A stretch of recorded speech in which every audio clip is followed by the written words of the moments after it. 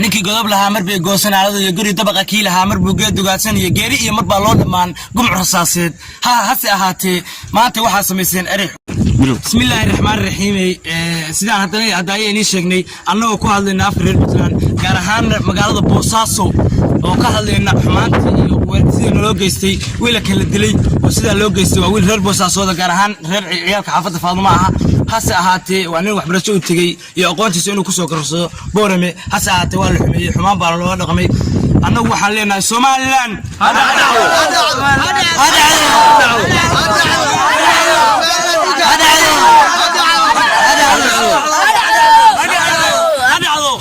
ninkii godob lahaa mar bay goosanaalada iyo guri dabaqa kii lahaa mar buu geed dugaadsan iyo geeri iyo mar baa loo dhammaan gumc rasaaseed hase ahaatee maanta waxaa samayseen erey xun oo aan lagu kici karin oo annaga naga suurtoobin dhalinyarta Soomaaliland waxay nagula dhaqan tahay oo nala joogtaa oo nala nooshahay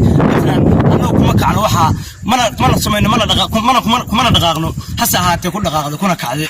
reer Soomaaliland waad arkaysaan wixii gafka iyo khaladka aad geysateena hadda hindi baa ku soo dhaweynaya bismillaahi raxmaani raxiim aniga magaca xiriir waxaan tacsiintiina inuu diriyaa walaalkay Ibrahim Doosa intii uu ka baxay ehelkiisa xaabadiis waxaan leeyahay ninka dhalinyarada Allah u naxariisto nin walba maalin ninka dhalinyarada goobta laga galay anigu waxaan nahay rag waan aarsanayna waan awal ka aarsan doonaa rag dhalinyarada reer Soomaaliland way nala joogaan ficilka ay u kaxeen oo uga jawaabeen anigu si degdeg ah waxaan sameeynaa sirta jirka Soomaaliland gacmahayaga iyo meel kasta jirka ugu qaalisan baan ku tiin jiray calamadooda hase ahaatee iyagu waxay sameeyeen yar calanka Soomaaliya ku soo libistay bay dileen xabadna ku dileen Soomaaliland saacada laga bilaabo waa ka soo horjeednaa